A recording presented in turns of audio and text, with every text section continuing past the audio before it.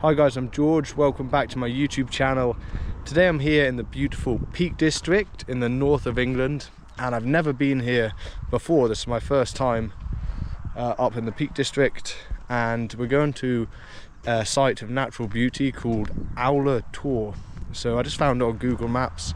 It's got some really interesting rock formations and some really nice views of the different hills and peaks in the distance. It's quite a hot, warm day today, and we're up here in the evening, so we've got a bit of a evening breeze, some blue sky, some different clouds. So I think we'll be able to find a really picturesque spot to paint.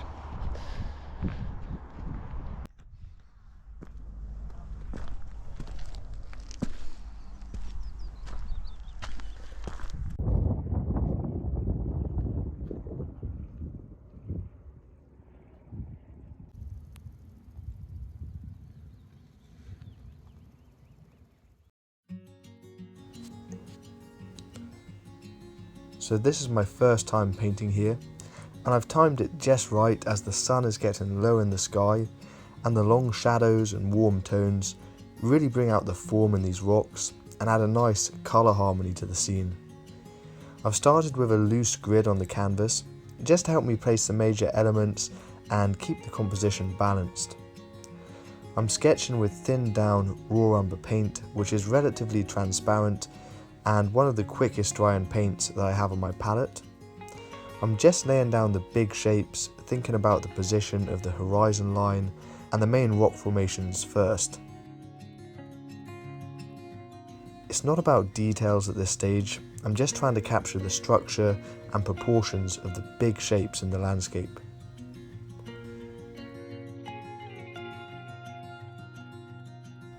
The gritstone here has such a rugged presence. These tors were formed over millions of years, shaped by the wind and the weather, and Owler Tor itself often gets overshadowed by nearby Surprise View and Higger Tor, which I haven't visited yet, and I've been told it's also a slightly quieter spot with just a few people here sitting on the rocks, which I may paint in later on.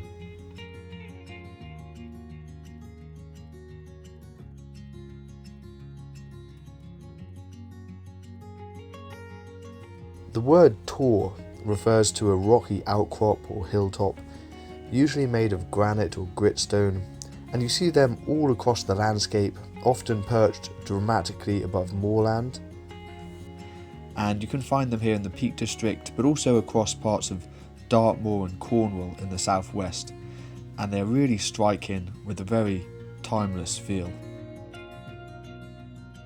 This is my first time painting these sort of rocks, as where I live at the moment in London, you don't really see any of these tors around, so it's quite nice to be up north in the Peak District and get to paint quite a different sort of landscape.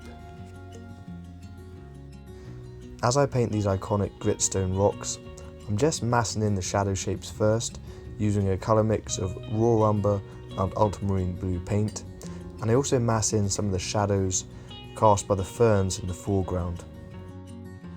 So the sun is low in the sky and just to my right and slightly behind me, and it creates quite a dramatic side light which creates a beautiful rhythm across the land with alternating warm highlights and cool shadows, and it's the kind of light which gives you a clear sense of form without needing to render lots of subtle transitional tonal values.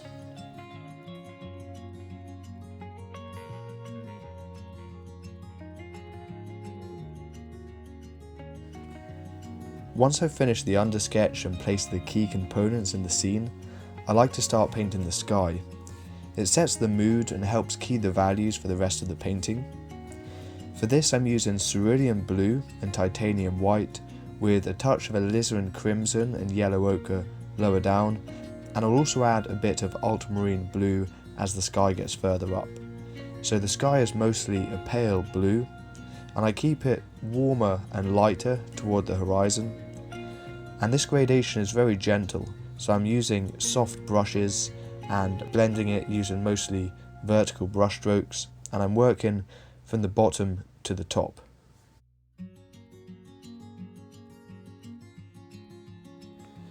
But it is important not to overblend. Don't worry about making the sky completely smooth. I like to leave a little variation in my brushstrokes. It keeps the sky feeling alive and painterly. So there are a few scattered clouds, enough to make the sky a bit more interesting. The tops of these clouds are catching that golden sunlight, so I'm using titanium white with a touch of cadmium yellow to warm it up a bit. And the shadow sides of the clouds are picking up a subtle lavender grey. I'm mixing this using ultramarine blue, alizarin crimson, and a touch of titanium white and a small touch of yellow ochre to neutralise the purple slightly. It's a delicate balance, as the purples can go too chromatic quickly, especially when using alizarin crimson and ultramarine blue.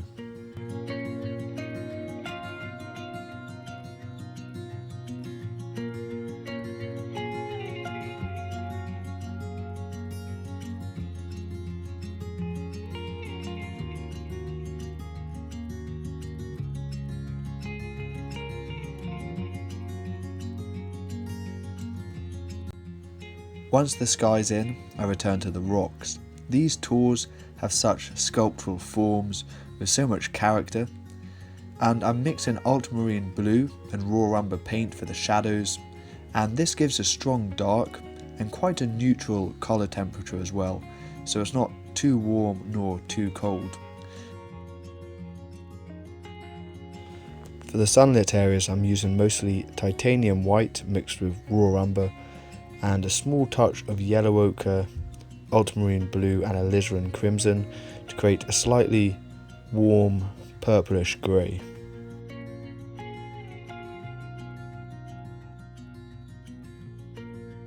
I'm trying to work quite fast today. I've given myself about 2 hours, as I know this evening light effect won't last long, and also I'm aiming to catch the bus back to Sheffield, which is where I'm staying, and I believe the last bus leaves at 8:30, and I'm always a bit cautious when using public transport in the countryside, as there's many times when I've been stranded in the middle of nowhere and I've had to walk for hours in the dark, so I really don't fancy that tonight, especially because I just did a jiu-jitsu competition in the morning, and that was the ADCC National Championships.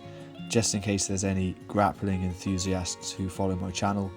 I won my first match, but sadly lost the other match on points, and also lost the bronze medal match on points. So some very close matches, but also some pretty tough, tiring matches, which definitely took a lot of my energy out of me. But the scenery around here is just so beautiful, I really couldn't miss the opportunity to get out and do a plein air painting.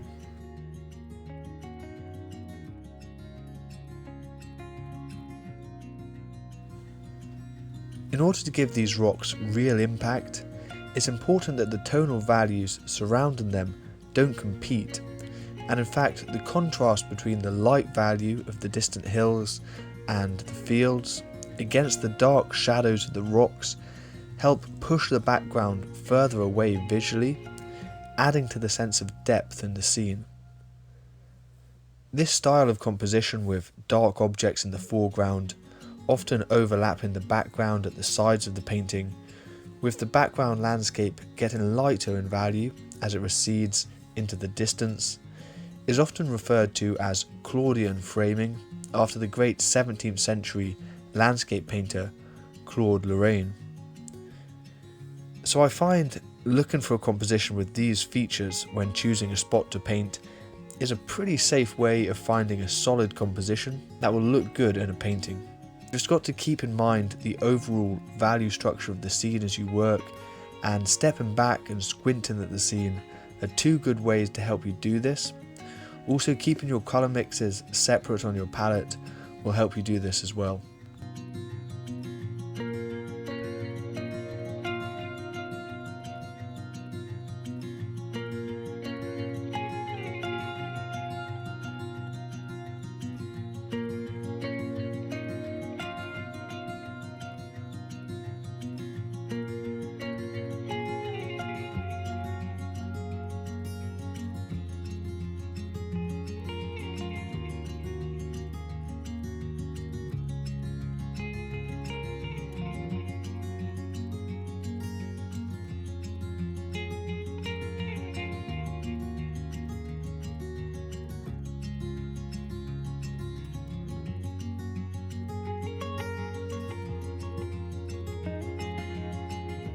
paint these trees in the midground, I start with the shadows first.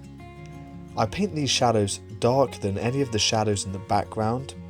However, in order for this area to still read as quite far away, it's important that I keep these shadows a bit lighter than any of those in the foreground or on these rocks. I'm also being a bit more specific with the details in the midground than I was in the background, as details become harder to see as they get further away.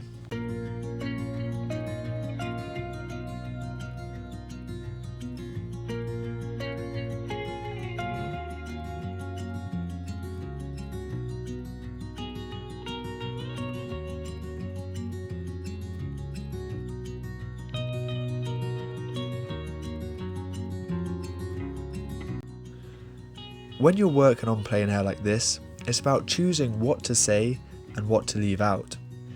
The scene constantly changes, the light and the clouds are always moving, so I try to capture more of an impression of the scene, rather than constantly chasing any changes which might occur throughout my time painting.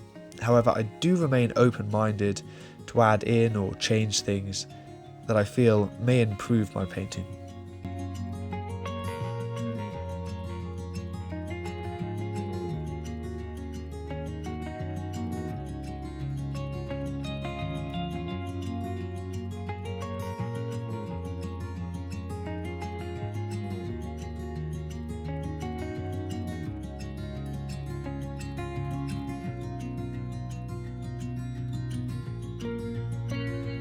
Now I'm turning to the ferns in the foreground.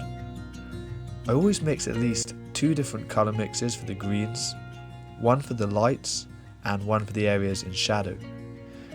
For the lit sections I'm using permanent green, cadmium yellow and a small touch of ultramarine blue and cadmium red, as well as some titanium white, but the predominant colour in this colour mix is the yellow. And this gives me a clean and vibrant green that catches the sunlight.